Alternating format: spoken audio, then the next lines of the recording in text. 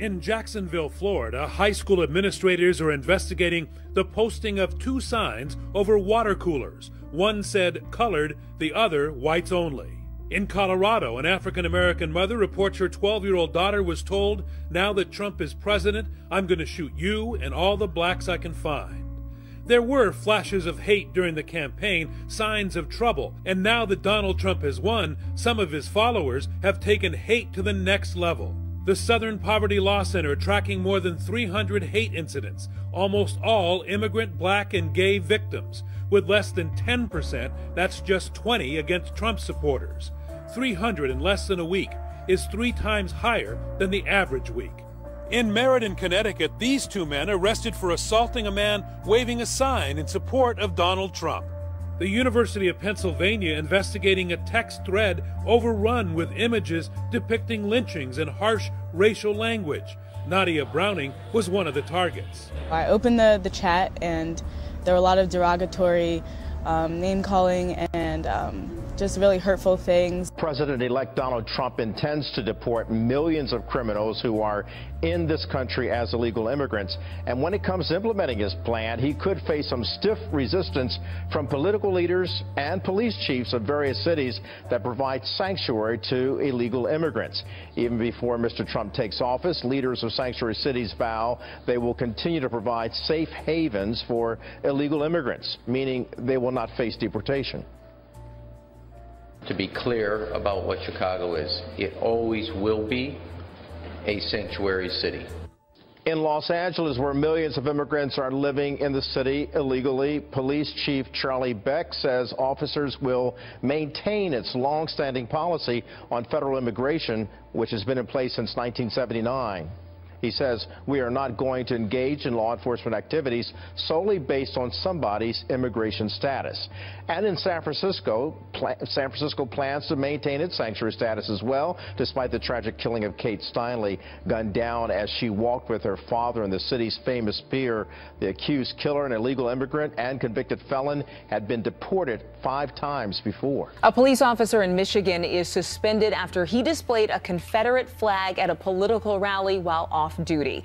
Traverse City officer Michael Peters drove a pickup truck decorated with the flag to a Love Trump's Hate rally, then parked and drank a beer. Word eventually got back to the police chief, who announced the suspension while the matter is being investigated. No justice, no peace. A dramatic scene today at this high school in Nebraska, where hundreds of students walked out to protest President-elect Donald Trump. As tonight, schools across the country grapple with how to reassure students and parents in the midst of tension seemingly triggered by the outcome of the election. Scared, confused, betrayed, disconnected from the very vision of this country. In this video, teachers recount emotional talks with students as racist videos and graffiti have popped up on campuses. Like this cell phone video at a Michigan middle school cafeteria. This school in Pennsylvania, chants of white power. White power! In an interview with the Wall Street Journal today, when asked if he thought his rhetoric had gone too far in the campaign, Trump responded, "No, I won."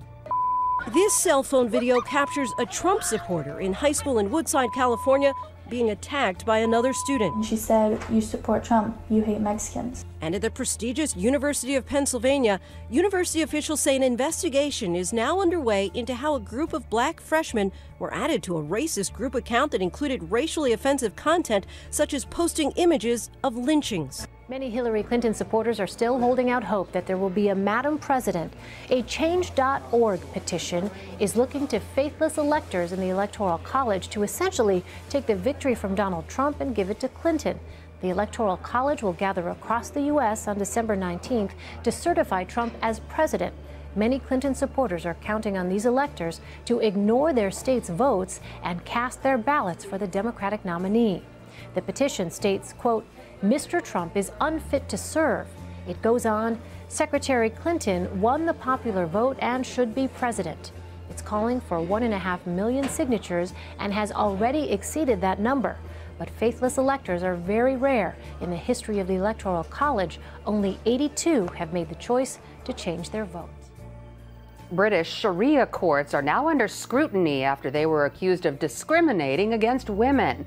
90% of the Sharia courts handled divorce cases resolving family conflicts within the Muslim community.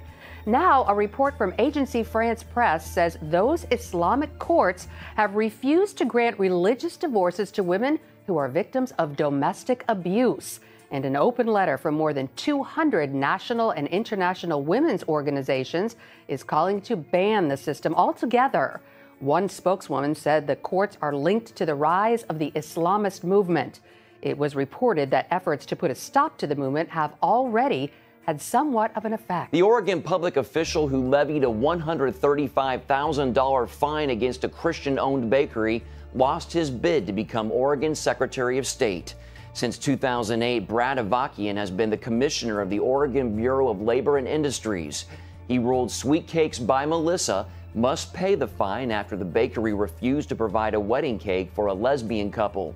The owners said it would violate their Christian beliefs. In the Oregon Secretary of State race, Avakian lost to former state representative Dennis Richardson. The Daily Caller reports that Richardson will become the first Republican in 14 years to win a statewide office in Oregon. A West Virginia official who posted a racist message about First Lady Michelle Obama has now been fired from her job. Pamela Ramsey Taylor was a director for the Clay County Development Corporation, and she wrote this online after Donald Trump was elected, and I quote, "It will be refreshing to have a classy, beautiful, dignified First Lady in the White House. I'm tired of seeing an ape in heels," end quote. Now, the town's mayor then responded, and I quote, "Just made my day, Pam," end quote. The post was shared hundreds of times on social media before it was then deleted. It should be noted the mayor is still at her post. From the White House to 10 Downing Street, that's the move some wishful Brits hope President Obama will make in January. Twitter in Britain exploded Wednesday after President Obama's post-election speech, with people calling for him to rule across the pond. There are already thousands of tweets. Many said that the UK is ready to take him if the US is done with him. Others asked if it's even possible. Unfortunately for them, the Obamas plan on staying in Washington after the president's term is up. Young liberals, gripped by delusions, fueled by a propagandized media, are basically demonstrating that they are essentially children. What if this, all of this, is a simulation? I mean, it's a crazy idea, but what if it is? And if there are multiple simulations, how come we have to be in the one where Donald Trump becomes the Republican nominee for president? The New York Post reports the University of Michigan offered its traumatized students coloring books and Play-Doh to calm them. The University of Kansas reminded its stressed-out kids that therapy dogs, a regular campus feature, were available. Cornell University, an Ivy League school, had a campus-wide cry-in, with officials handing out tissues and hot chocolate. Tufts University offered its devastated students arts and crafts sessions at campuses from elite Yale to Connecticut to Iowa and beyond. Professors canceled classes and/or exams either because students asked or because instructors were too distraught to teach. And now the globalists are making idle threats based on the blanket of fear stitched together by misinformed liberals and the Mockingbird media. I congratulate the newly elected President of the United States, Donald Trump.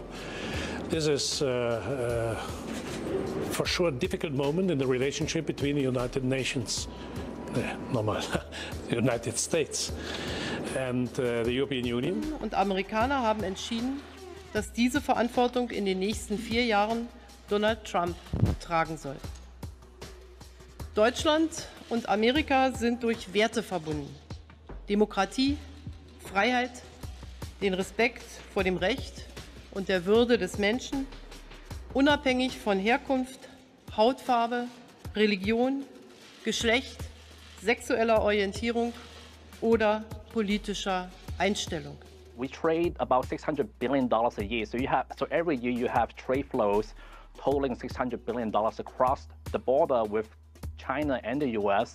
And so if that if that flow ever gets interrupted, a lot of people are going to be out of jobs. On Mr. Trump and what he would do, he's going to work with everyone. And you say how can you bridge the rift? I think, Chris, that we ought to realize that where we may disagree politically and ideologically, people have far more in common in this country than they may realize when they're in the heat of the political battle. And I'd also like to congratulate Mr. Donald Trump with his victory in these elections. Но Россия готова и хочет восстановления полноформатных отношений с Соединенными Штатами.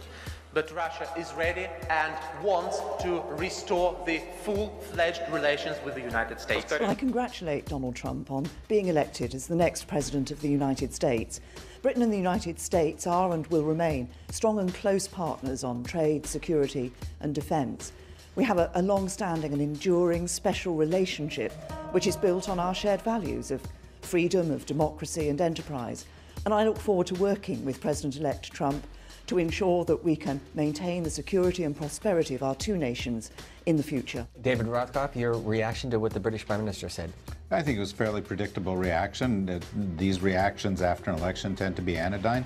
As it happens, she's kind of a political cousin of Trump's. You know, she is a kind of xenophobic, a right-of-center politician who's gotten into office talking about getting out of Europe and attacking refugees. Donald Trump is the president-elect, whether liberals like it or not. He will enter the Oval Office to preside over a country that was deeply divided by community organizer Barack Obama, not Donald Trump. Trump will roll his sleeves up to rebuild the infrastructure of the American economy destroyed by Bill Clinton, George Bush, and President Obama, not Donald Trump. Trump will be faced with a mass migration of displaced refugees fleeing the war-torn countries thrown into chaos by Obama and Hillary Clinton, not Donald Trump. To the liberals still clinging to their security blankets out there, give your new president a chance to improve even your ungrateful life.